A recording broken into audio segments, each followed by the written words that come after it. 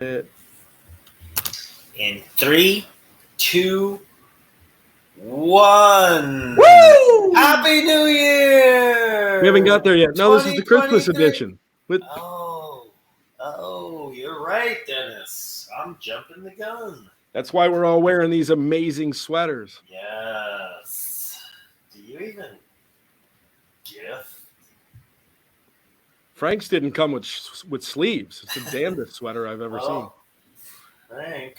It's almost a sweater vest, and he's got a V-neck. Tailor made. Who knew Frank designed sweaters, Christmas sweaters at that? Well, there you go. Frank, you're an entrepreneur. Give out your email, Frank. We'll have people hit you up for their personalized sweaters. I do what I can. Give it out. But shitter's full. Hey-o! There you go. Clark W. Griswold. Yes, that was actually Cousin Eddie. Yeah, but that's all right. Close enough. He was the one with the full shitter. He was. That was me yesterday. Yesterday? All right. And Christmas Day. Oh. And Christmas Eve. And Christmas Eve. And Christmas Eve's Eve. What was on the dinner table? What was for dinner? So if you would ask my wife says I don't eat enough. Okay. So my diet consists of obviously going to the gym. I come home, protein shake, snack in the afternoon consists of a power bar, and a salad at night. So if there's anything extra on holiday time, it does bad things to my nether regions. So when she puts out mini hot dogs, mini meatballs, I indulge. Maybe a little provolone cheese for my Italian-speaking folks. Some bad things happen. Well, the provolone cheese should bound you up a little bit, so that should be let's just say we had a gas leak for the last 3 or 4 days. Okay. The system revolts against your. What are you doing? We don't eat this stuff on the regular. Now you're irregular. Now all hell's gonna break loose. Abort mission. Yes. And when you're doing that kind of stuff in a quiet house, and you've got people staying the night at your house, a lot of interesting conversations the next morning. who was in Casa de la Ferraro?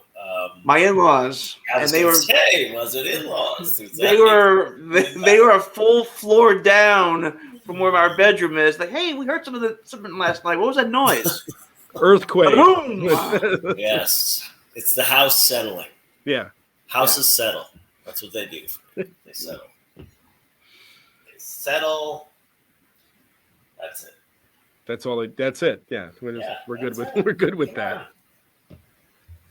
How was your trip? My trip to Salt Lake City was pretty friggin' awesome. Had no idea Salt Lake was going to be as much fun as it was. I was hoping. Definitely cold. And the whole mission. So since my wife and I have known each other, which is, I think, going on 5 years, we have tried to no degree of success up until Salt Lake City to get Willow, my stepdaughter, to see snow, because she's a Florida kid. She's never seen snow. And we were looking into it. We were going to actually come up Albany way, we considered, but the Northwest was like the highest probability, so we went with Salt Lake City for whatever reason. And then next thing you know, the holidays are upon us, and we're ready to leave for the trip. And they had snow, so it worked out perfectly. However, we get there, and there was snow already on the ground, so we had all the activities planned, and we did all that stuff. But she's never seen snow fall from the sky either. So the weather report kept saying that there was going to be snow, and it failed us and failed us and failed us. And the last night, we were going ice skating, and she finally got snowfall. So it was successful in every way. I have video and obviously photos and stuff, but of all of us ice skating, I'm a tremendous ice skater. Well, people don't know you were in the Olympics for ice Yes. skating. Former figure skater. Yes. You're accomplished, yes. Yes. But it snowed that night, and it was perfect. And, as a 10-year-old will do, she was making snow angels, and she had on, like, I know better because I grew up in Albany. Like, if you don't have like snow clothes on, you don't make snow angels and stuff. You're gonna get wet and you'd be freezing. But as a 10-year-old Florida kid, like, she just went for it, and I'm thinking to myself, man, she's gonna be freezing in a little while. Never once complained, never anything. Like, she just was over the moon excited about snow. She loves friggin' snow. So I think now we have to become like winter activity people. We're gonna have to head back to Utah at some point. Take your sleigh riding. Yeah, well, we went tubing. So the things we did, we went. The first thing we did was we went snowmobiling, which was awesome. I've never done that before. Yeah, it was so cool, so much fun. We actually got to see Rip's house from Yellowstone. You guys no kidding? Yellowstone? Nice, yeah, okay. A little bit, yeah. Really? Yeah. If you don't watch Yellowstone, like, get off this podcast. Now? Yeah. Both. Well, if I leave, I'll sit here and do it by myself. All right, so you see Rip's Rip's castle. Nice. Oh, it's not really? Yeah, so we saw that. I'm the only person fascinated by this right now, I think. Yeah, it was so cool because it was they used to shoot it in Salt Lake, in Park City. Yeah. Which is where we were. And then it left. And then the tour guide was telling us that now it's coming back to Park City. But yeah, that was cool. Then we went tubing, which was really cool as well. And there was skiing and snowboarding with the tubing, and we didn't do either of those, but I'm watching it, and like, I think I'm ready to try one of the two. They say skiing's easier, right? Then snowboarding, yeah. I would have to. Yeah. Have either of you skied or snowboarded? No. Okay, so then that's why I think as Albanians, we grow to hate the winter because we don't do anything to enjoy the winter. But if you go, like, even when we were ice skating and tubing and snowmobiling, like all these things, and I'm outside and I'm thinking, like, yeah, I'm gonna be freezing. I know what this is like. And either you just distracted enough to not notice it, or, like, I think the problem, like I said, was that I grew up in Albany, experiencing the cold weather and the snow, and then not actually, like, doing anything to enjoy it. Now, granted, I mean, I grew up in a very blue collar home, and my parents weren't skiers. And, we didn't have a winter house at Breckenridge. We weren't sipping hot chocolate. Sure. Yeah, I think you get where I'm going. Yeah, I mean, it's my understanding that skiing is not cheap. No, I don't think it is. But yeah, Salt Lake City, if you get a chance to go there. Park City's really cool. We walked around like where the ski stuff is. We didn't ski, but we walked around like the shops and everything. It's a cool place. It's a good trip. Came home, had a good Christmas. Nice. Yeah. How about you boys? Christmas treat you well? Yes, very. Oh, really? For me, it was probably one of the best Christmases I've had in about 8 years. Okay. So, Awesome. Both kids with me all day. My girlfriend's kids were over on Christmas Eve. My dad was there. Beautiful. It was a really good time. I drank some bourbon. It was a good time. Nice. Oh, Frank, fan of alcoholics. Hey, all right. Ew. I love drunk people. No. If you're not drunk, I don't want to know you. Thankfully, I was not intoxicated. I was just I had a Yeah. nice buzz working. Good. I kept it to like I think 2 bourbons, so I was pretty good. Okay, that's just feeling a little warm, right? That just warmed you Yeah, up a bit.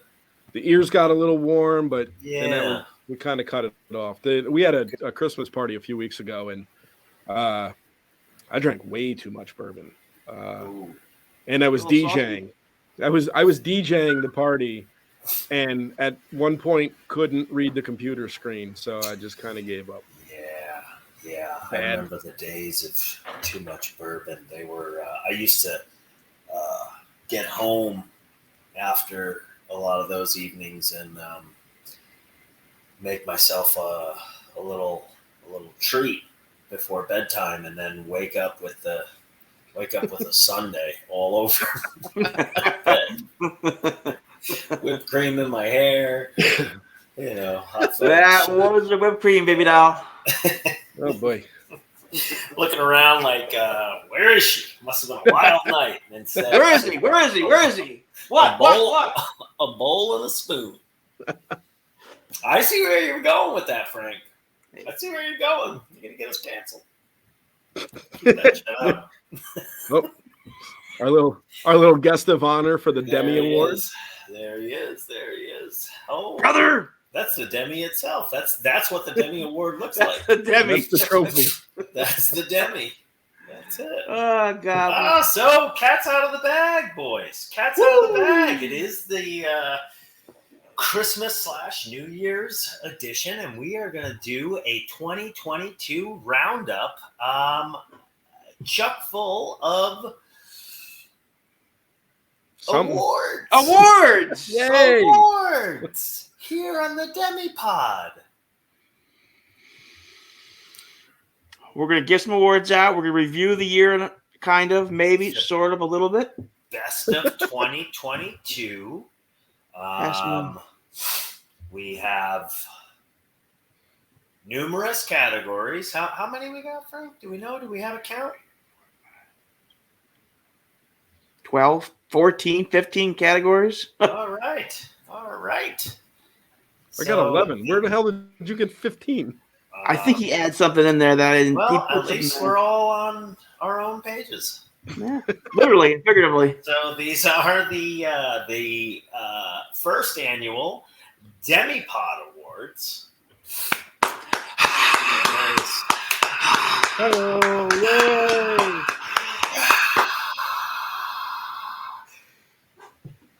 Fuck you. It's kind of like the Slammies. The Slammies? Yeah, we're gonna have Hacksaw Jim Duggan and Harley Race fighting somewhere in a bathroom or something. Or Yeah. Here at my house? imagine that a dead carcass of Harley Race pops out of your bathroom. Oh, Jesus, Frank.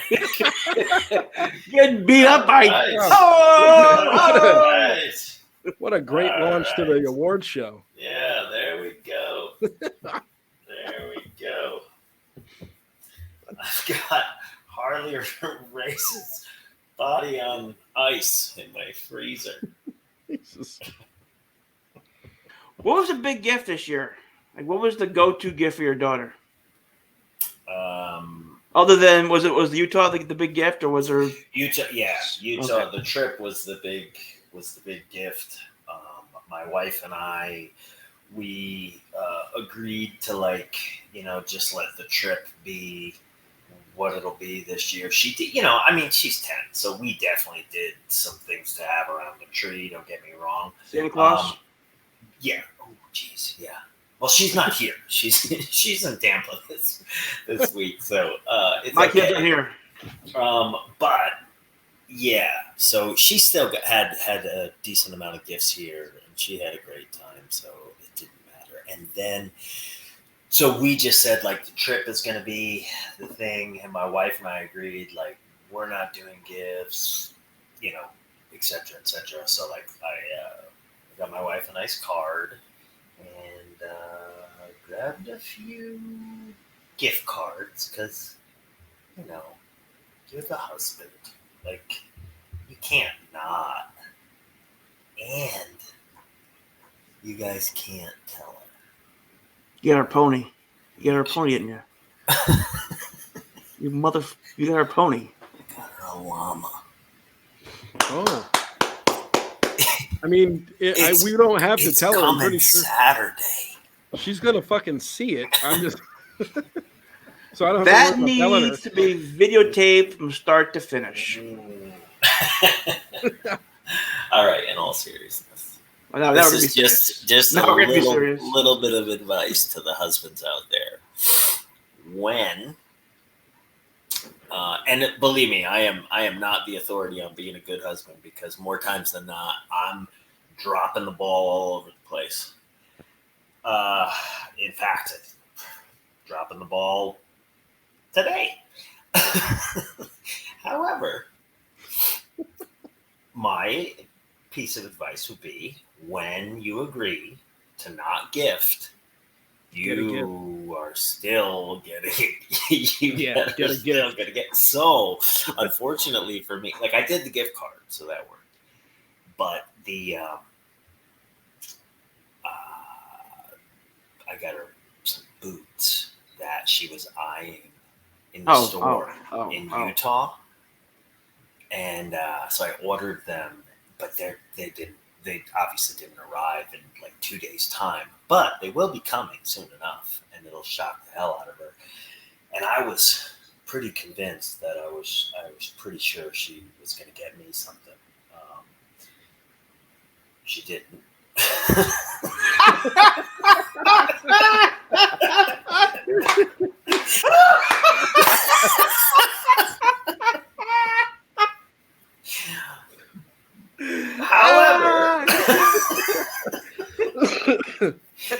However, she came up big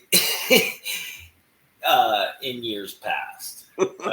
Last year, for certain, and there were some things that, yeah. But I was adamant about making sure that, like, we weren't.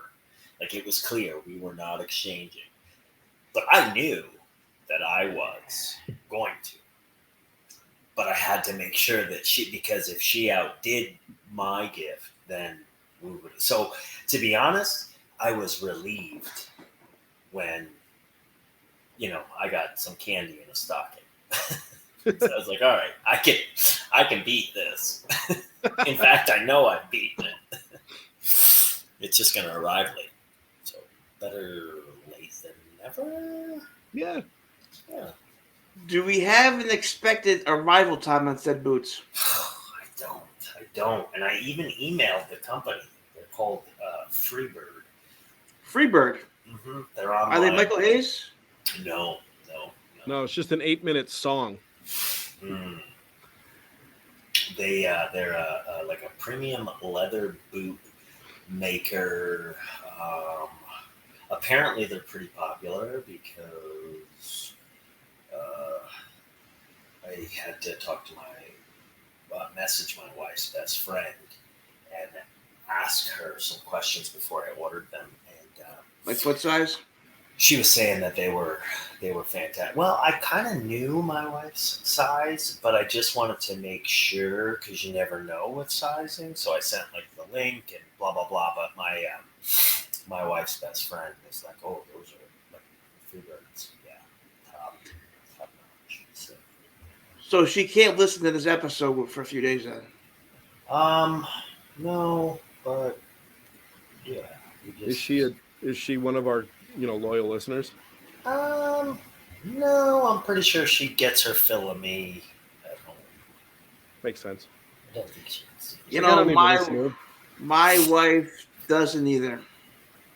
Yeah. I mean, it's kind of like, I showed you the stack of autographs I've been doing, right? Like, I think I'm pretty handsome, but I hate myself right now. I'm so sick of seeing my stupid fucking face. And I'm not done. I got 2 boxes left. Nice. Get the keeps on giving there, Clarky.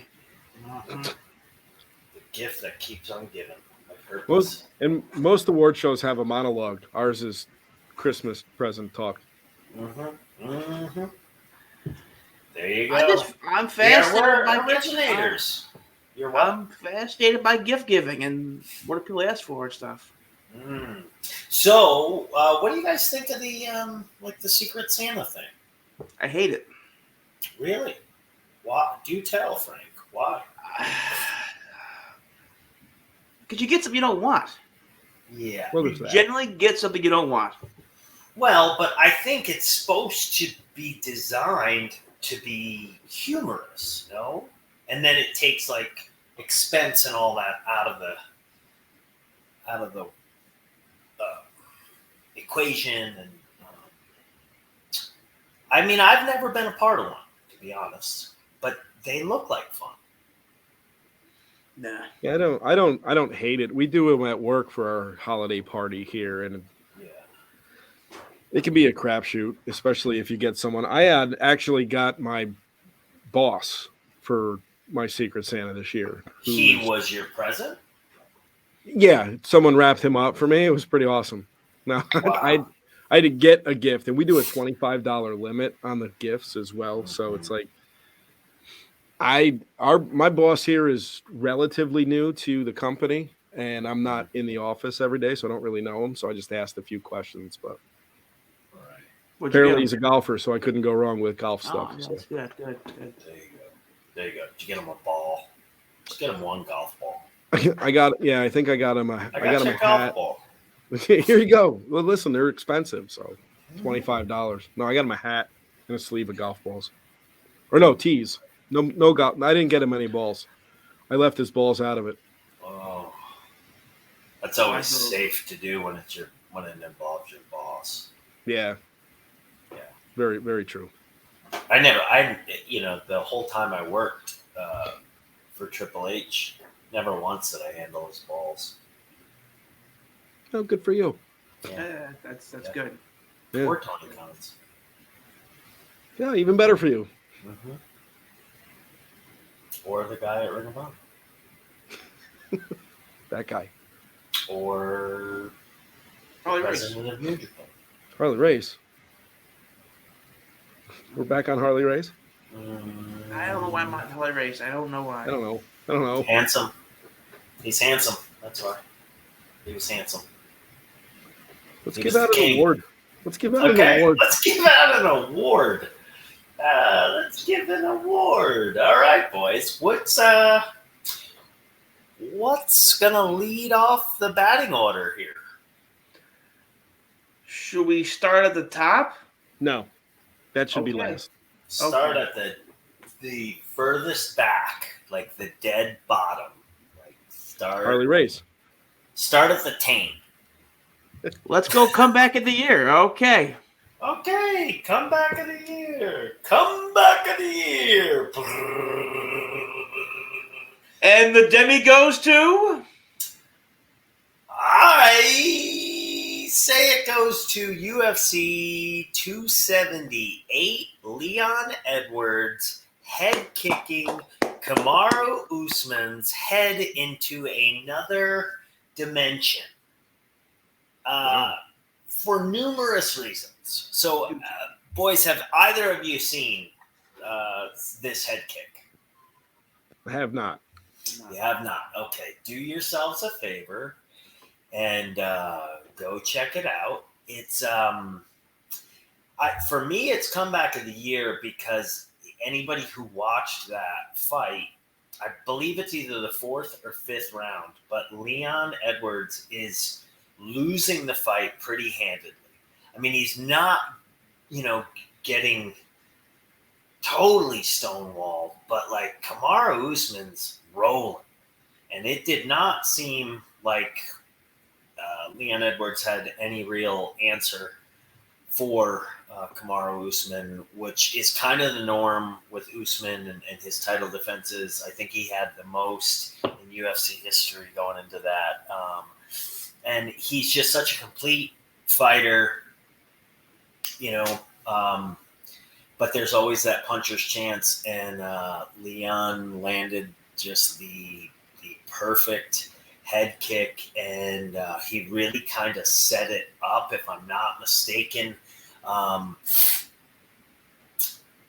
he read that Kamaru was slipping the right hand, and he threw the lead head kick after a right hand.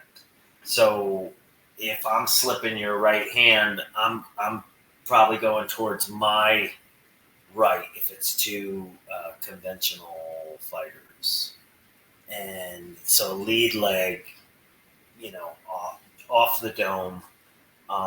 So when you slip the right hand, you are like leaning right into what would be the lead head kick.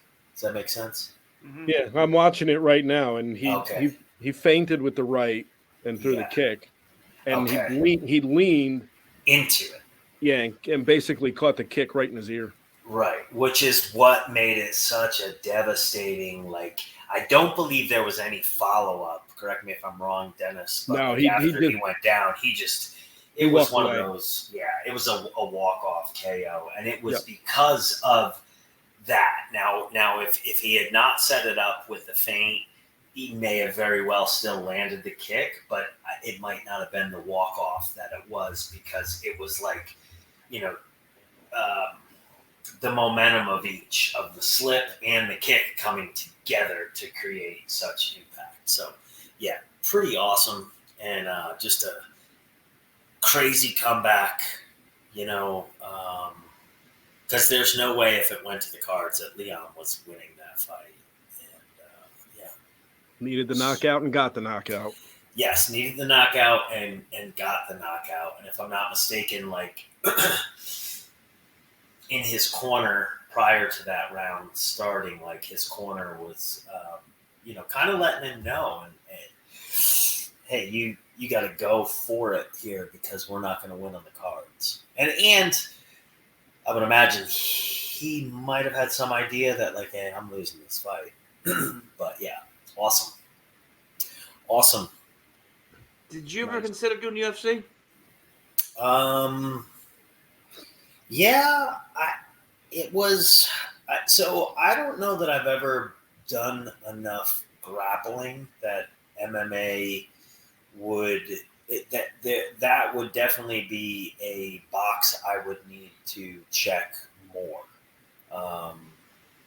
But at the time, coming up in pro wrestling, and I had done martial arts, and I did some amateur kickboxing and stuff, and I don't know. I had this love for pro wrestling, and over the years being in pro wrestling, of course, I've developed this love for MMA. So, but you can't do that shit backwards, and 46 is not the the prime age to start an MMA career. So, it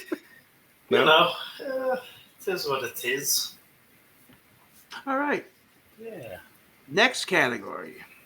The most epic start of a podcast in 2022.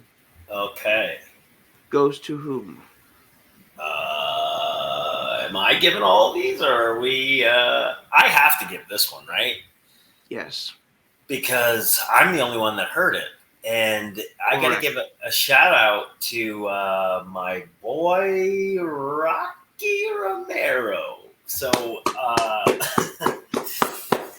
sessions with Renee. I don't say the name properly. Well, it's Moxley's wife. Paquette? Yeah. Paquette. Well, Moxley at this point, right? But then Ferrero. That's probably not his real name. So, anyway, let's just call her Renee Moxley. Sessions with Renee Moxley, Rocky Romero. If you get a chance, go out of your way to hear it. It's a good interview, first off, but the first 3 minutes is just an epic start to a podcast. It's got hamsters, it's got adultery, it's got what would it be called? Hulkamania? No, there's no Hulkamania. Parents eating their young. Huh. Yeah. Go out of your way to. Go out of my way to listen to that. That's a good idea. Yeah, first 3 minutes. Just get the first 3 minutes. It's the epic.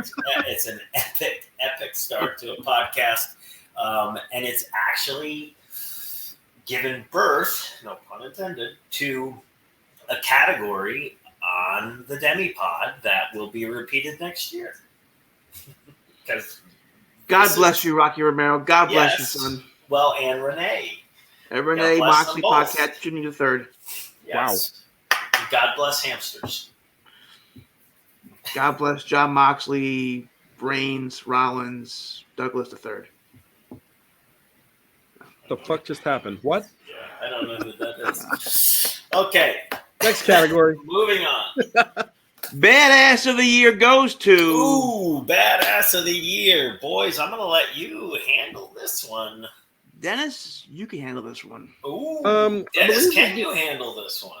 I think so. I'm slightly peeing my pants a little bit, but he's not here. That is true. But But I just want to remind you, he's not here. I have a feeling he's become a loyal listener since he had a wonderful experience on the podcast not that long ago. Mm-hmm. Badass of the year, the Demi goes to Warren Thompson for scaring the shit out of me in life. Just scaring me. He's a scary individual. His mere presence. Yeah. And I say that with nothing but love for the guy because when we had him on, he was awesome. He's a super nice guy. Just, not the guy that I want to make mad. I can tell you that. No, a pleasant individual for sure. I think for me, what I love most about Warren's fight career and Warren the man is like he's not a guy that went undefeated. He has won as well as he's lost, and like I feel like that's really the measure of a man. Like everybody looks good when they're winning.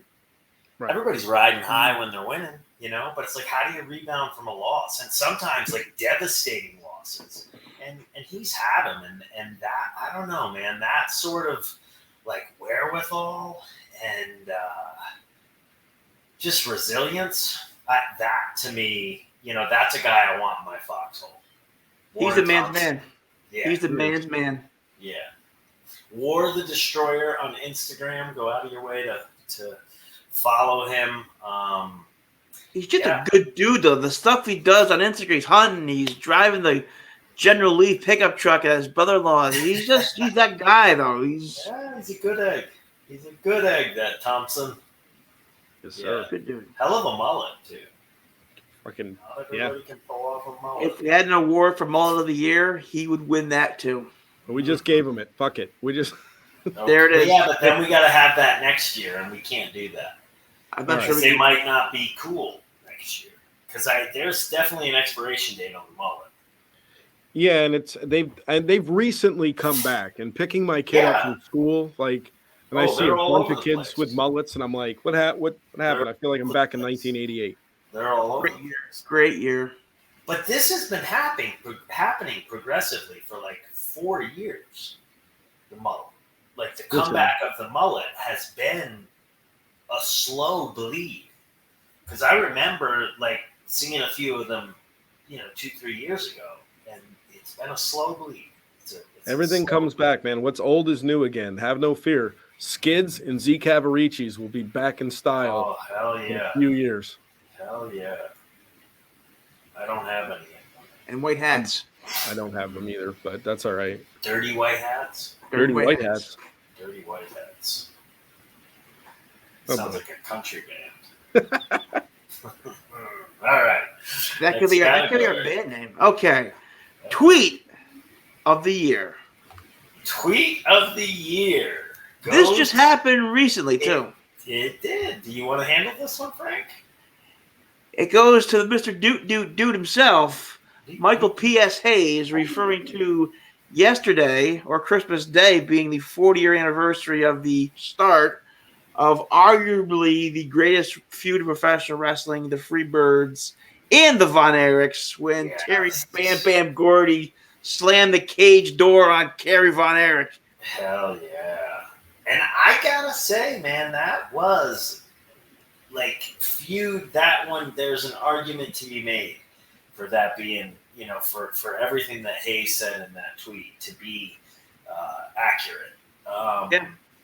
There's an argument to be made for sure.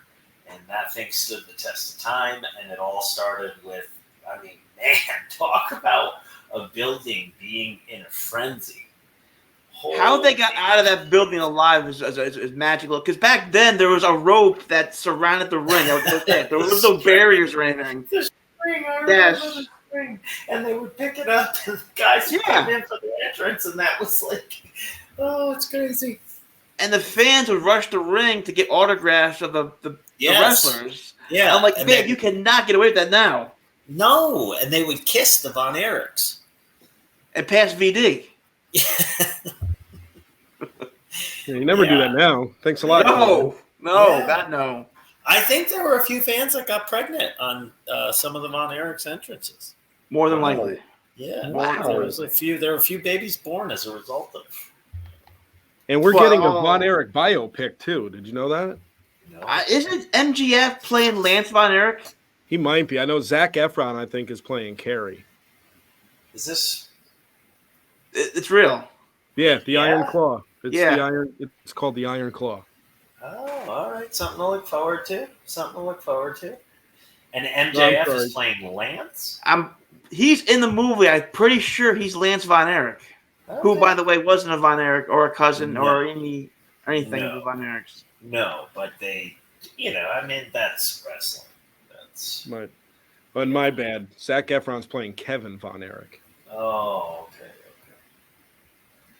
Not to be confused with his character from High School Musical. Right. He's not in the movie. His character from High School Musical. I don't think his character from High School Musical is God bless you. God bless you. Holy Jesus. God bless you. And according to IMDb, MJF is in the movie. You done sneezing? Yeah. If I was Dracula, I would. Now we had spoken about this before off the air in pre-production, because we do pre-production on this show. Yes. Yeah, right before we record the show. Yeah, actually. yeah. Where would you put MJF? Would he be the wrestler of the year? Does he fit any of these categories, yes or no? Wrestler of the year, up-and-comer. Because I was all for him being possibly performer of the year, and Bobby kind of talked me out of it indirectly. Okay. So was it my argument for someone else getting it, or was it my? I don't think you said anything really that if you made me think about it, I'm worth thinking about it. Like, yeah, I don't think I would give him that, because I think everything he says, everything he does, it's shock value, and it's like, to Dennis's point, it draws out emotion. But I'm like, what's the payoff? Yeah, I mean, that's kind of why performer of the year. I would have lost sleep going that direction. Not to sandbag his talent in any way, shape, or form. I mean, the guy can cut a promo. He can wrestle. He's a presence. People pay to see him. People want to see him, etc., etc. I just, as far as performer of the year, I feel like that it's something that is probably in his future for sure. But I don't think this was the year. Not so much because of anything he didn't do, but just because of the strength of some other people's performances. I had to go a different direction. Fair enough. Okay, let's take this let's go a little farther with this conversation. If you walked down television tonight and just started, you, because you're the only professional out of this three group. Okay. If you walked out on TV right now and any show and just started saying, "Hey, Ric Flair, this one, that one, this one," they start cutting guys down, you're going to get a reaction, yes or no? Good, bad, or indifferent, you're going to draw an emotion. However, is Ric Flair going to respond to you next week on a show? Probably not. Why? Because he's not affiliated with anybody. Because what? He's not affiliated with anybody, really. Right. So when MJF comes out and drops Triple H's name on TV, we all know Triple H isn't going to acknowledge that. Right. So you're just getting I don't know, it's kind of a cheap pop. Agreed. I mean, I think it's the same. I think there's a good amount of layup stuff that was done in the year that was, I don't know. I just, there was enough that I'm not sure I totally agreed with. That was just kind of like, okay, that's shock value, and it's,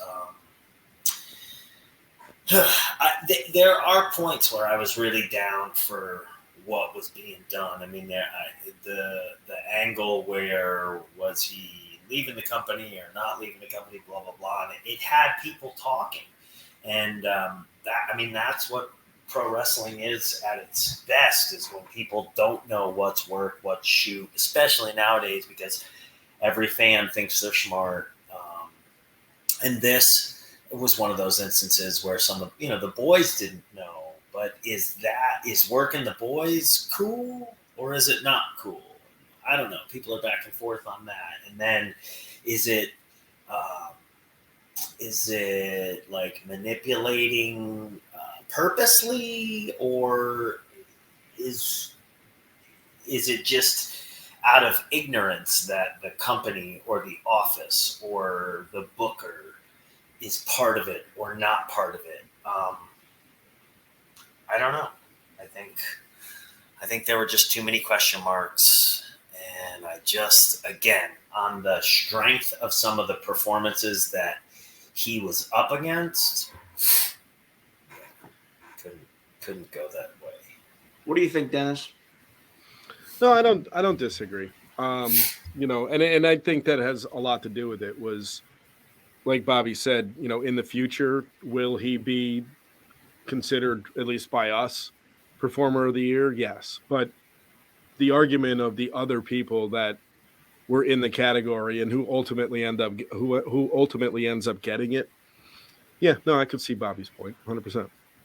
Well, and it was, for me too, those other people were doing it without the aid of hot-shotting, like right. mentioning the other company, blah blah blah. Which I don't think they shouldn't be doing anyway. Like everybody knows the other companies exist. Let's not draw. You don't need to drop their name in there. It's kind of right. It's kind of something we do in radio too, where we avoid talking about the competition because now you go, oh shit, that's right, WWE is on. I'm gonna go watch that, or it takes eyes and or ears away from you, not on purpose, but it's a reminder of the other people. Sure. And truth be told, no, what's that, Frank? I was going to say, one of the greatest promos probably of all time, my opinion, Dusty Rhodes, Hard Times. He doesn't name anybody. He's talking about plumbers and this. He doesn't name any. His name Hulk Hogan. He doesn't go after that stuff. It's a true, from the heart, common man promo. Well, I'll say this though too. It's like things taken out of context or in context. Like that was a different time in wrestling, without the internet, without smart marks. And now everything is like kind of tiptoeing that line or blurring that line of because everybody is smarter, but they think they're smarter than they are. And it just becomes like a work on top of a work. And then it's like, okay, well, who's getting worked here then? Because like a work is, it should be like pro wrestling should be pretty friggin' simple. And anything that becomes too nuanced, I think when it comes to pro wrestling, it doesn't work. And I think history has shown this. And I don't know. I think the internet is a blessing and a curse when it comes to pro wrestling as a whole. And so playing it is definitely a tool to utilize. But there's, playing the internet or catering to the internet too strongly is not necessarily a good thing. I think it's a little bit of a crutch. I'm not here for it. So this is my show, and the Demi will not go to to MJF. Moving forward. Yeah. Most improved up and comer of the year goes to who? The Demi goes to who? The Demi goes to.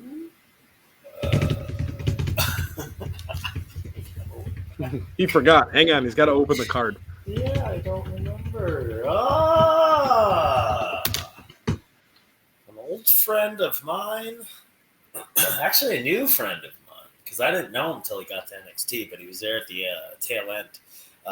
He has since lost the first name, but the Demi goes to Theory. Theory. From Austin. Formerly Austin Theory. And for me, the argument that's made for this is that I want to say it was no more than 2 years ago. He was an indie guy. Maybe 3. I don't know. But definitely not more than like 3 years. And now he's main eventing Raw, I think.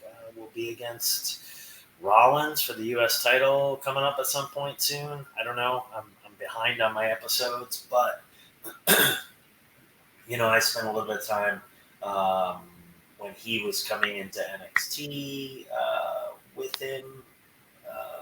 Did some bumping around and stuff, and just a good dude, talented guy, here for it, works hard.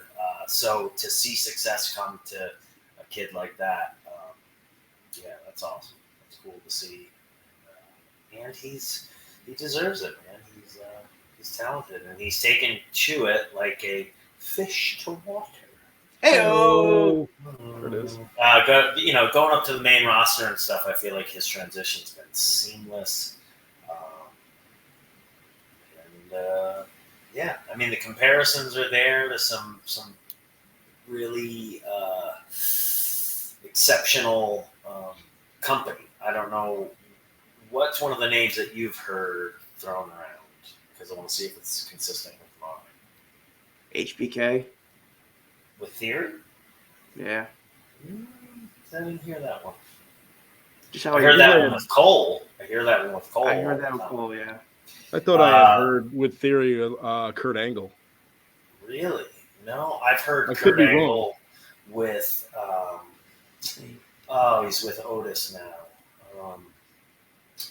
Gable? Gable. Not Gable. Is Gable? I hear, Gable. Gable, and I see that with Angle. Not just the Olympic thing, but like I see even like his comedic timing and stuff. I don't know that it's quite where Angle's is, but he's also younger in his career, and hindsight's always.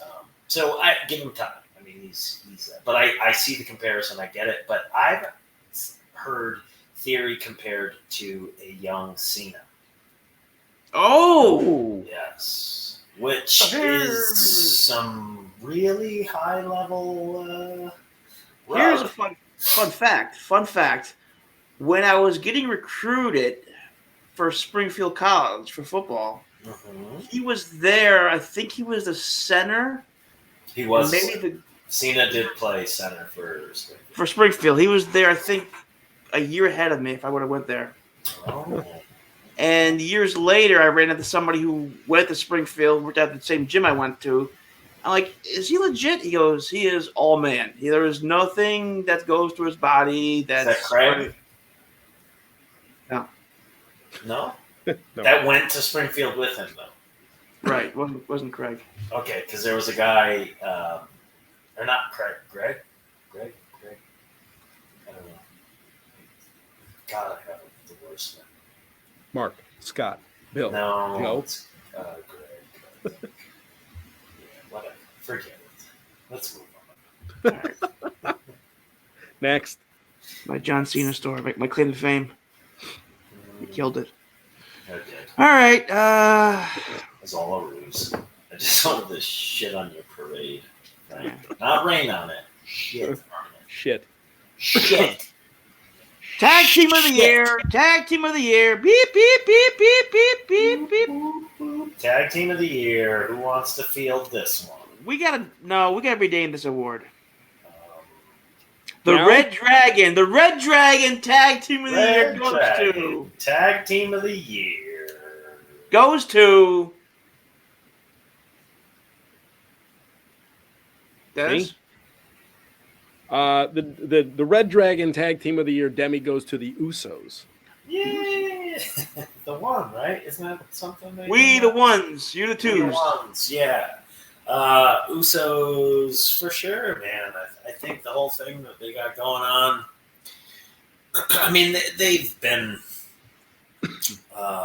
just a great tag team for a long time now, so it almost doesn't even. I mean, they could win it any number of years. This year, though, I feel like they both rebounded. Well, no, Jimmy or Jay, one of them was rebounding from an injury, was out for a good portion of the year. I remember working out with one of them at the PC on his way back from his knee injury. I was rehabbing something, and we were both able to kind of get in and bump around a little bit on our way back. Yeah, and two guys that, like, when we were still with WWE, that I was hoping, Kyle and I privately were definitely hoping to get a chance to work with the Usos. We did not, unfortunately, but yeah, that would have been a hell of a matchup. Would have been fun to do, but yeah, I mean, I think they've had a great, stellar year, and they complement Roman so well right now with that whole thing. And then throwing Sami Zayn in there is just an element that takes it over the top. Not that he has anything to do with why they're winning this award, because they don't need the help. But I guess that just, I'm going to piggyback one to the other, is that the stuff with Sammy, it just makes it such a unique pairing, such a unique group with the four of them. It's refreshing, and it doesn't make sense. I think if in a writer's meeting at the beginning of the year, if somebody were to have outlined this for you, somebody else would have said, okay, please Get out. You gotta go. Yeah, you would have been future endeavored for sure. Because it really, on paper, it should not work, but it does, and I think that speaks to the strength of the talent of all the members involved, all 4, 5, if you want to add in Paul Heyman. Yeah, it's a collective, and it's great. Don't forget the enforcer they have there. Yeah, Sokoa. Yeah, and that's exactly what he is too. And like it's an awesome role. Like being the enforcer of a group like that. Like I always used to mark for Arn being called the enforcer, and it worked with the Horsemen because it was like, yeah, he's the one that, like, I mean, shit, it looks like somebody's father, but he will fuck you up. And that I don't know, that always just made Arn like just special. And I think with Sokoa, even though Roman is this big badass, there's something about Solo Sokoa, and that, like, I believe it. I believe, like, oh yeah, he'll fuck you up. So it works. It works. It works. Like, I'm doing the spike. You know, that's just a wrestling classic. I mean, that's up there with the fucking heart punch and the iron claw. I still use the iron claw this day. On your son? Yes. Yeah, why not? I mean, You got after figure 4, you break his legs. You gotta go for something else. Child services.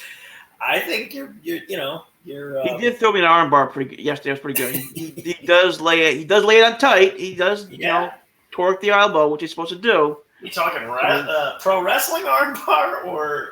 No. This is the real deal. This is the real deal. Let me get some torque in that bad boy, you old bastard. I'm gonna tweak it. You're gonna.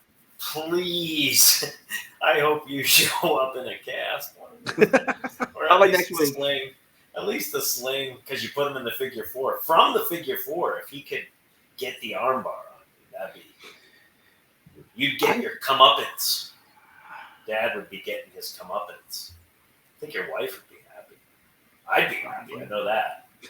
She got a good gift for me this year, so I'm in the good graces. I'm in the good graces. What'd she get?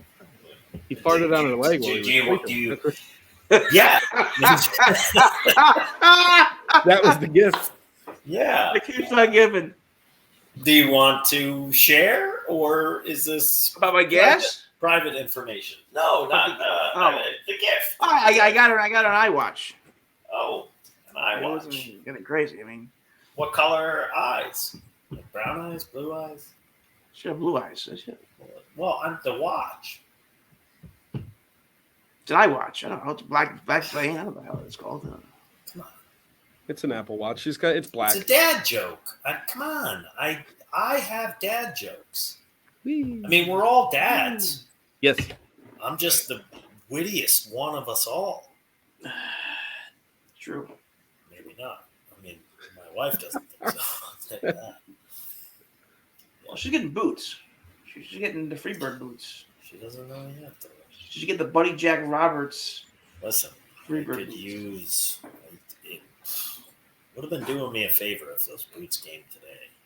I'm in a bit of the doghouse. Should call somebody.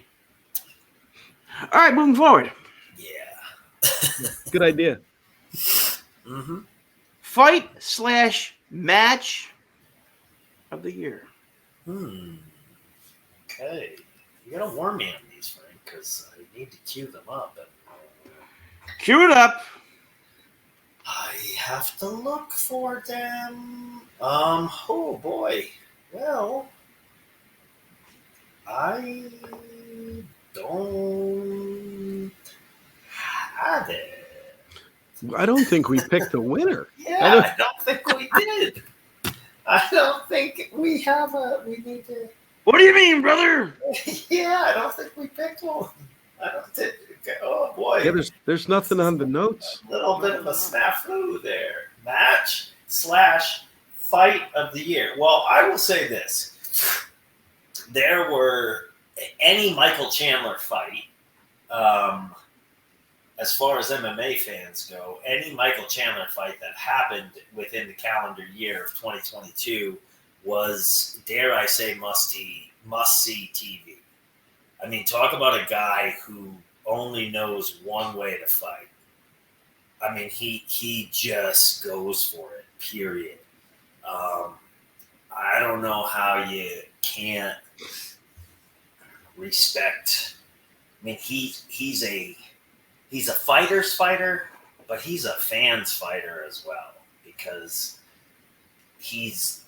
I mean, and the guy was a collegiate wrestler, so like he can definitely, when he's in trouble, definitely take somebody down and smother him, grapple, but like he gets hit, and his default is to wade into the fire with more shots of his own, and to hell with tomorrow. Like, motherfucker goes for it. So I think any Michael Chandler fight in 2022 could be up for fight of the year, because we failed. Actually, to be prepared for the show. I was thinking back to the conversation we had earlier this morning, and I thought we were going Sheamus and Gunther at Clash of the Castle. Yes, there we go. Yes, match of the year. We just didn't write that down, or right. Maybe I wrote it down. We had a lot of conversation about this one. We did have that one. Yeah. Yeah, match of the year.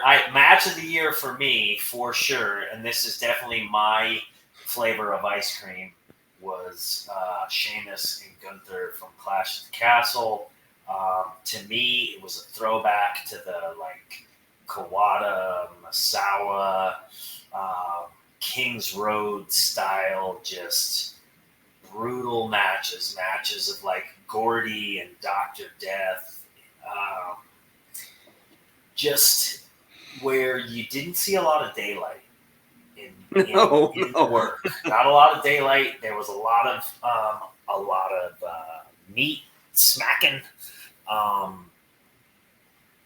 Just a fucking throwdown. And I think that's one of the things missing from today's version of pro wrestling. And this is me being an old man. But like it's supposed to be a fight. It's not supposed to look like a fucking dance. And these guys sure as shit didn't look like they were dancing. And I was there for the thunder. Yeah. They were laying the thunder. Yeah. And so Gunther, being a guy that I've known for a long time and worked with, and he was heavier then. Yeah. He's gotten very lean, but he's not lost a step. If anything, he's gained a step. And he is even fucking more snug with being lighter. And Sheamus, I think, the coolest thing about Sheamus being the other one in that is that Sheamus has been there for a long time. And I think other people have kind of, taken the reins a bit. And I think Sheamus in that match just reminded the wrestling world, like, hey, I didn't fucking go anywhere. Mm-hmm. And he's still very much, in my book, still very much a player and a guy who can deliver a match like that. And I don't know, like that match on an exceptional pay-per-view, any exceptional pay-per-view, that match in particular will stick out because of what it was. And I think you could headline any pay-per-view with that now, since then, because it did deliver in such a unique way. But I loved it. That was hands down match of the year for me. Yeah, I can't argue with that one. That was good pickup, Dennis. Good pickup. Yeah. And if you did argue with it, Frank, I'd just throw you off because this is my show. We'll just mute your mic. Yeah, we'll just find another Frank. That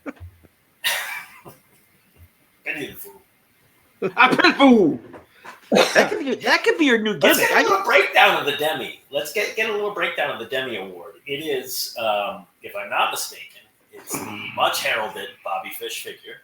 Yes.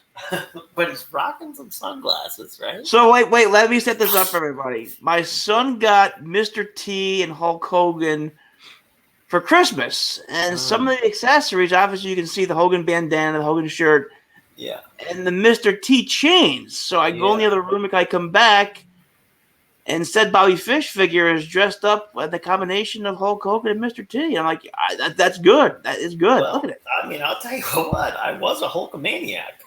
So much so that at the RPI Fieldhouse, I went to a wrestling show that Hogan was on with my dad and my brother, and I had one of my undershirts, like the Hanes white t-shirts, and I cut the sleeves off, and I wrote Hulk on it, but I wrote it backwards because I was looking down. Because I was only like 9 or 10 at the time. It was last week. I had the rips in the back. Yeah, no, I was young, Frank. I was young. I was only like 36. Anyway, so no, this is what it was. Oh shit, my memory is such shit. This is what it was. We wrote Hulkamania on it before I put the shirt on, so it was written correctly. And I had the rips in the back and no sleeves. And I went down during intermission to get Hogan's autograph. However, this was a time when, like, the big stars, they weren't coming out for autographs and shit. Like, you pay for that. So I went down, ventured away from my father and my brother. Like, maybe I was older than 9. I can't imagine my dad would have let me at 9 and just kind of wander off. So maybe I was 25. Maybe I was a little bit older. But I got down there, and the only person out to sign autographs was Jose Luis Rivera. Ooh. And no knock on Jose, but I didn't want to go back to my seat without Hogan's autograph. So I looked down and I thought I'd be sneaky. And I wrote Hulk. And that was his autograph. However, I got up and told my brother and my father, like, yeah, I got his autograph. And then my brother said, why is it upside down? Or why is it backwards? Caught red-handed. But wouldn't they see you interacting with Hulk Hogan at some point? No, because the seats were up in the nosebleed. I mean, we were fucking, we were blue collar. Like, none of the furniture in my house ever matched. We weren't poor, but we weren't. Yeah, I mean, we were on a budget. Let's put it that way. I'll give you credit for the improvisation of making the Hogan shirt. Mm-hmm. That was good. Mm-hmm. Yes. I mean, I was a creative little cuss. All right. All right. Dennis, you got any stories to compare to that? Fuck no. Really? No, don't worry. I never tried to forge an upside down backwards autograph. Nope. I don't think. Shouldn't do it. It's legal. Should. Yeah. You can get arrested for that. Some states. All right. Let's go. Documentary of the year. Ooh, documentary of the year. We'll give a hint. You actually tweeted about this not too long ago. My now defunct Twitter handle. Yes. So for me, documentary of the year goes to none other than the Olympic gold medalist Kurt Angle. It was on A&E, if I'm not mistaken. Correct. I'm not sure if that was it had to be the first time I saw it. But man, it was like a Rocky movie to me. Like hearing the whole backstory of his come up to, not to pro wrestling, but in amateur wrestling, and that whole I read his book, so I knew a lot of the stories, but I don't know. It was just really well done. And, did you ever watch the movie? The movie one? about the wrestling camp he went to? Yeah, I did see that. All right. Go ahead. Foxcatcher. Yeah. Whew. Great movie if everybody wants to see a good movie about that lifestyle, that world. That was good. Yeah. Yeah, good movie. Don't like some of the ending. No, because they just took some. I don't know. It's a conversation for another time. They took a little bit of artistic license, and it was like, oh, why fuck with reality? Like, why fuck with the truth? Tell the fucking truth. Right. Anyway, conversation for another time. But yeah, good movie, but great documentary on A&E about Angle, and I really, really fucking enjoyed it. And when I finished it, I don't know, it was like 10:30 at night. And I was ready to eat raw meat, and yeah. Honorable mention does go to the recently released Richard Flair. I don't know if we can give it honorable mention, Frank. I mean, I haven't seen it, so I gotta reserve my right to use somebody. Saw it, loved it, was surprised about it. Really? All right. Well, I gotta make. They've done so many documentaries. Well, they've done a few documentaries. Yeah, Rick's got a few.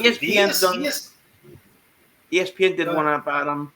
This one seemed a little more professionally done, as it went into the backstory. And the only thing I didn't like about it was, and it's probably because they were with AEW, they didn't interview Arn or Tully. I think if you're going to talk about the Horseman, that small, they only touched upon the Horseman piece. If you're going to do it, you got to talk to those two guys too, though. But I understand they probably can't because of the contracts and all that stuff. But maybe, I mean, I don't know. Like Rick's career spans such a wide span of time that I don't know in reality how big of a chapter the Horseman one is. I mean, for me, it's a huge chapter because that was my introduction to Flair. Like, I knew him as the Four Horsemen, and I knew him along with Arn and Tully and Lex Luger at first. That's what, because I think when Ole, that was a little bit before I was aware of them. I might be a little too young, believe it or not. Well, the way they touched the Horseman stuff, the Horseman stuff was touched upon because of the partying. That's how they intertwined it. And it wasn't so much about the wrestling and all that stuff. Okay. It was how the partying stuff got to another level. But those two obviously were part of it. So yeah. Well, the backstory, I believe, is that Arn and Ole was, a very well established in Mid-Atlantic, like legendary, and so Arn being made to be his brother was kind of giving him the rub that was like fucking crazy. But then they made Rick like a cousin. Yeah. And that was the way they kind of like looped it all together. And then the story goes that the Horseman name came from a promo that Arn cut. And the Four Horsemen, not since the Four Horsemen of the Apocalypse has there been a group more strong, more powerful, blah, blah, blah. And so prophetic words by the Enforcer. And I don't know. I get what you're saying though. Like I don't know how you can have a real solid documentary about Rick that doesn't include Arn Tully. So I agree. All right, and we're back. And we're back. Dennis, how would you like to talk about the pay-per-view of the year? How would I like to talk about it? You ain't got to talk. You got to announce it. Just announce it. Just talk to it. Just announce it. Give a Demi up for God's sake. I thought we were just going to talk about the category. I didn't know what was going on. Give a Demi up for Pete's sake. You can even change it if you want to. Brother, go for it. Whatever you want to offer up. So the Demi for the podcast of the year, which isn't the award we're talking about, I'm just fucking jumping all over the place because my head hurts. For pay-per-view of the year, which we determine could be any pay-per-view. It could be wrestling, it could be UFC, it could be any kind of MMA. UFC 281 gets the Demi for pay-per-view of the year. UFC 281, I think it just delivered, like every fight delivered. I talked earlier about Michael Chandler, and that was one of the fights on the card. I think that was the co-main. Well, depending on it, because the girls' fight was Carla Esparza and Zhang Wei Li, which previous, when Carla Esparza won the title, it was a fight that everyone just farted on. Like, so for her to come back and it be an entertaining fight, I mean, Zhang Wei Li won, but it was much more competitive. Anyway, Michael Chandler, Dustin Poirier on that, like they just went for it. That was when the main was Adesanya and Alex Pereira, and Pereira knocked him out.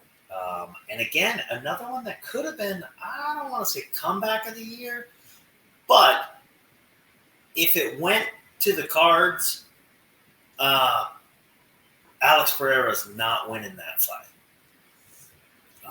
So it was another one of those, and he's knocked Adesanya out before in kickboxing, in Glory. That was the third time that they fought, and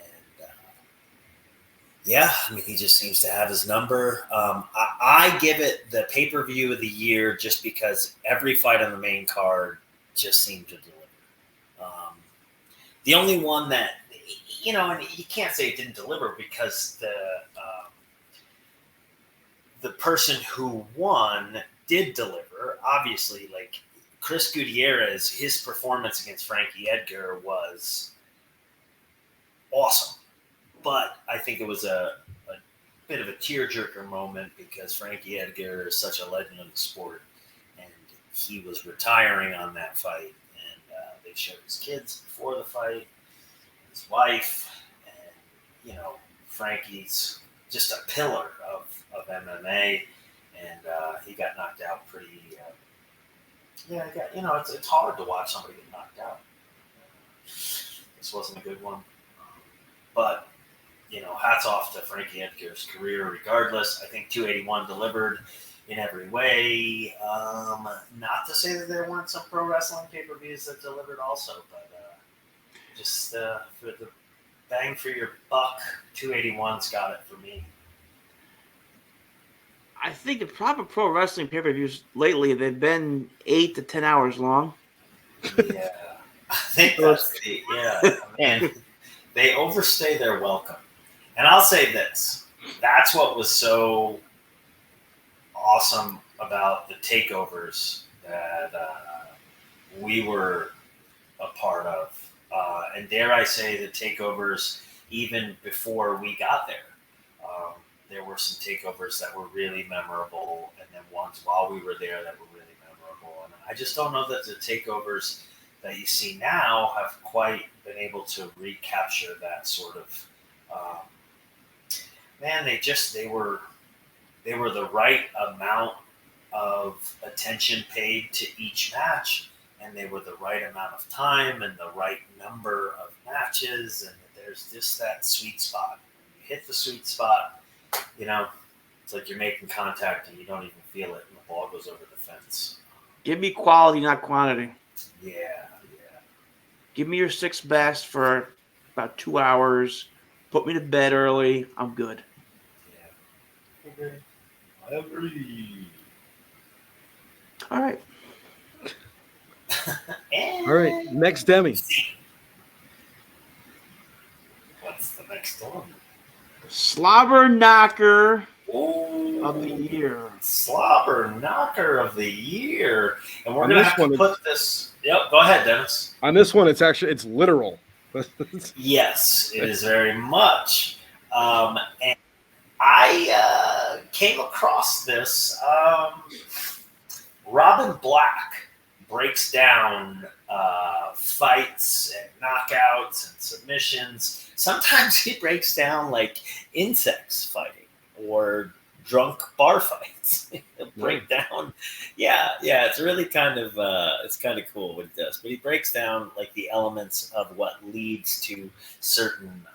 More times than not, it's knockouts. And this one was from BKFC. It was Alan Belcher, who used to fight in the UFC. He fought at a much lighter weight in the UFC, so I almost didn't even recognize him in BKFC. But he knocks out a gentleman by the name of Frank Tate. And if you get a chance to see the clip, do so, and you will understand why we call it Slobber Knocker of the Year. So it makes the list on the inaugural Demi Awards, and it will be repeated next year. Slobber Knocker of the Year. Thank you, JR. Honorable mention is your knockout in Dubai. It's a DKO, so there was no slobber. Tomatoes or tomatoes. I appreciate it.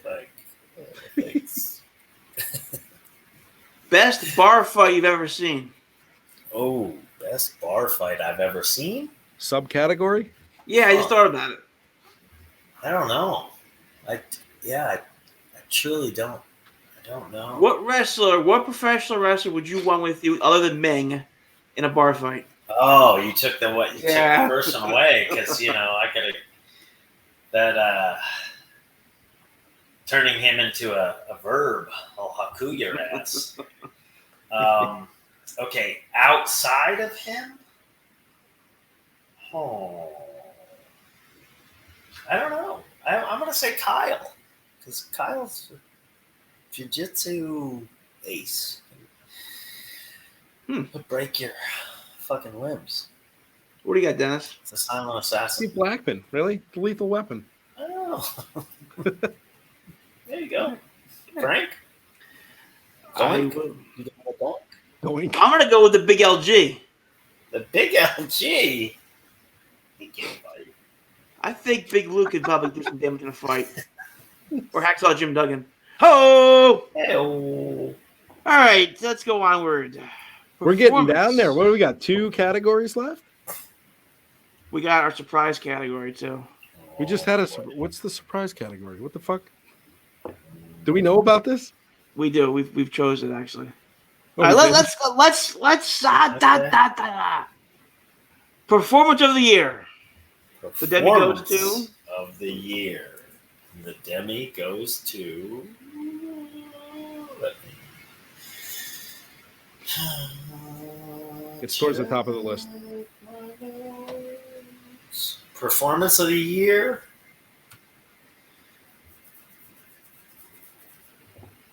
I can't remember his moniker. What's he going by?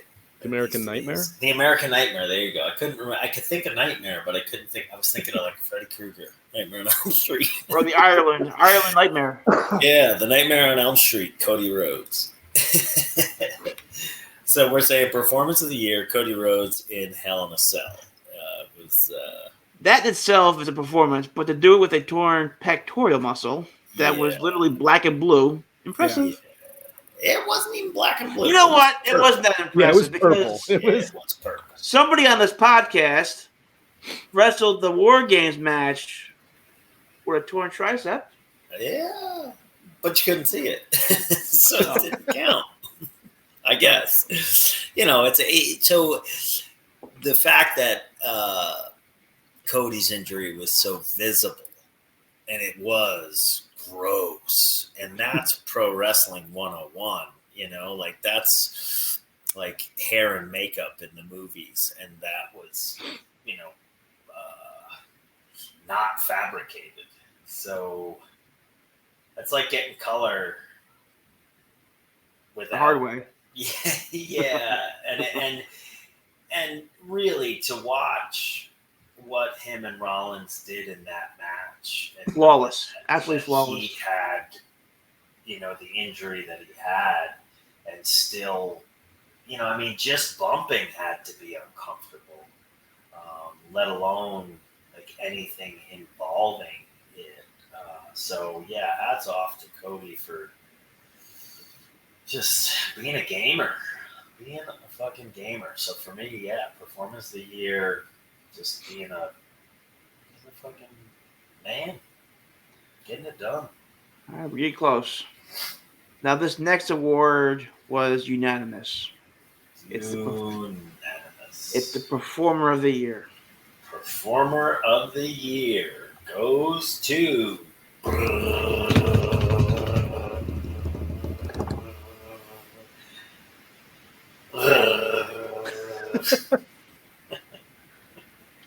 And the Demi goes to Sami Zayn.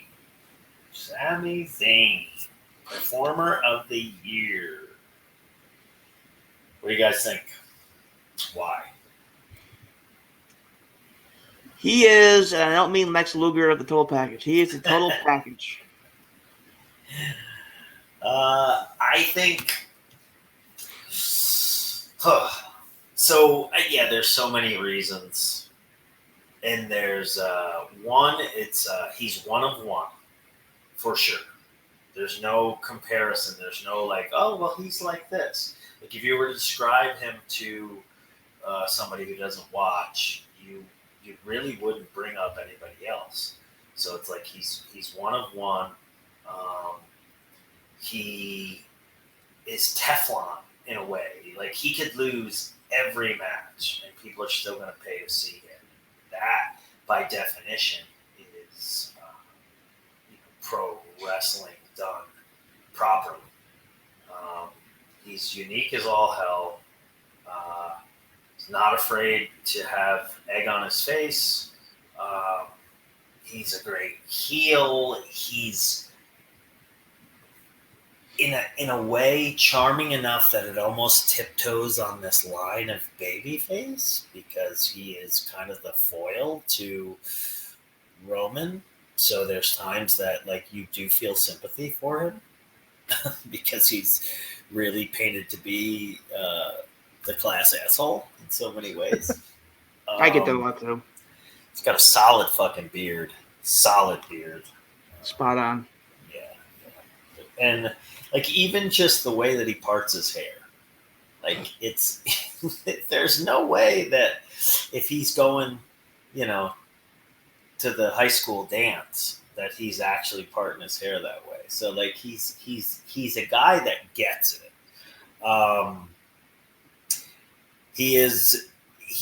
So the craziest part for me to see all this is there was a time we were both rehabbing an injury at the PC last whatever, I don't know, a couple of years ago, and he and I would talk at length a lot of those days because we knew each other prior, but we would just talk about whatever, and a lot of times it ended up coming back to the business.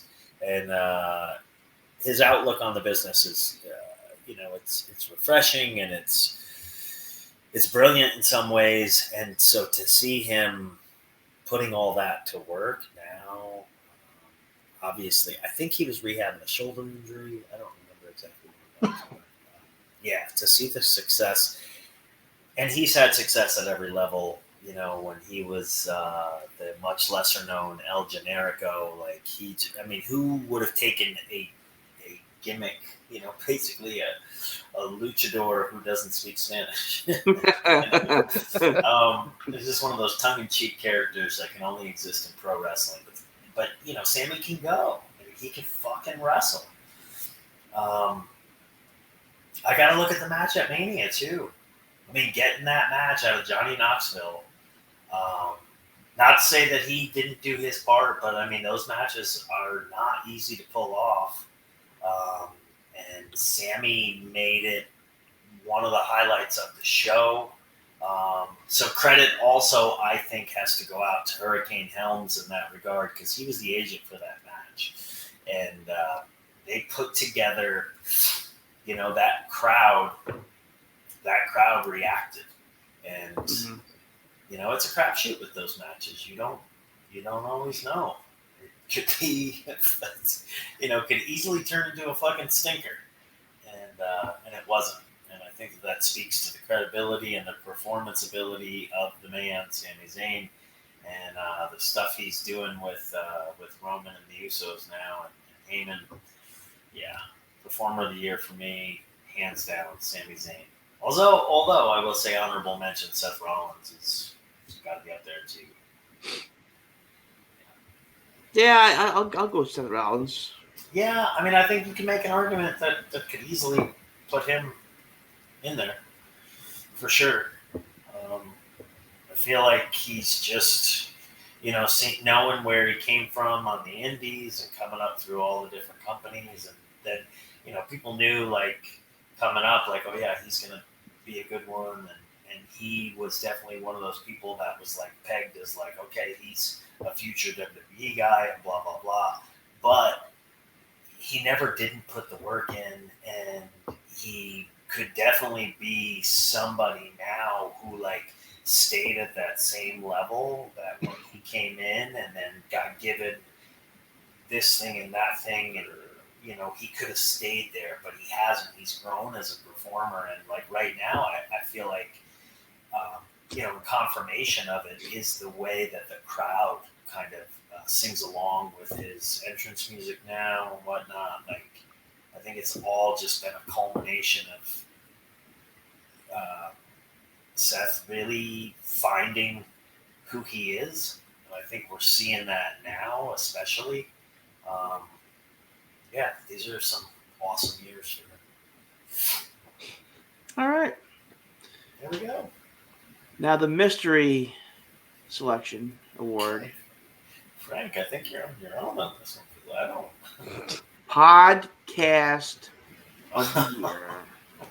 Podcast of the year. Dennis, this is your was a wheelhouse. wash. This was an absolute wash. Yeah. It was unanimous on every poll taken that never hit Twitter, Instagram, or Facebook. Right. This is the podcast of the year. We're winning our own award. Yes, of course. Easily. And Hands we'll down. win it next year also. Yeah. We're putting ourselves Year over. after. Yeah. Hell Listen. yeah. Screw the other people. Yep. Screw those podcasts. I This do is the one. jobs. I'm doing a job here. Nor should we. No, you should do the job here. No way. I did enough jobs in AEW. I'm doing a job here. I'm winning. Yeah. I'm the champion. I'm Hulk Hogan. I pay the fool. You are Hulk Hogan. There you are.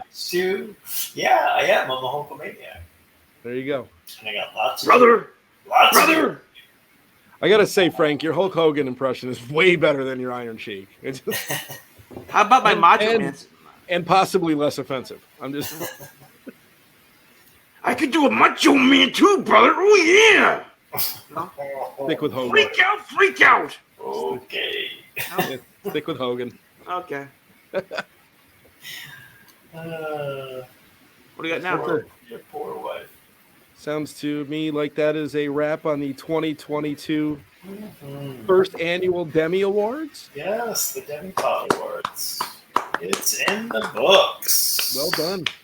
Well done, gentlemen. Well done. By the way, everyone that won a Demi, the trophy's in the mail. This is the trophy. It's in the email. Yeah, It's, we're gonna send it in the. Or you could just go to email. any of your fine retail establishments that sell Bobby Fish figures and pick one up yourself. But then you got to get some other ones too in order Yes. to equip it properly. So You you gotta got put it to have to together. buy 3 figures, if I'm not mistaken. Yes, So you gotta get me, the Mr. a T. Hogan, and a Mr. T. By the way, Then this is looks like you got to get the United States, or what title is that? I am not Universal? sure where that belt. I think that came with Hogan. I'm not really sure, but it Okay. was laying around someplace, and he put it on you. Okay. couldn't have been Hogan. That's not even a Hogan belt. That's the Universal, isn't it? Yeah, that's. I don't know. Universal, Yeah. the red one. I think that's the Universal or the Undisputed. I don't know. Huh?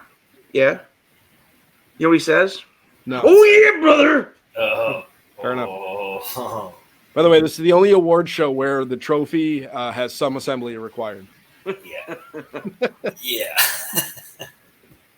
That's all right. I mean, we're one wrong of with one. We are one of one. When people describe this podcast, they don't bring up other ones because there's no other podcast quite as bad. That's for damn sure. Yeah. But we're going national.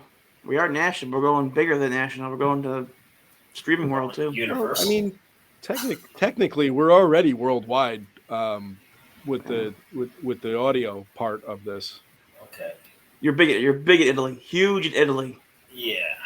Well, I'm Italian. Aren't we all? Makes sense. No, I'm Oh, not. you're not. You're not. I'm Polish. Yeah. Can't tell. All right. Skotsky. All right, let's take her home. Take her home. What do you got, Frank?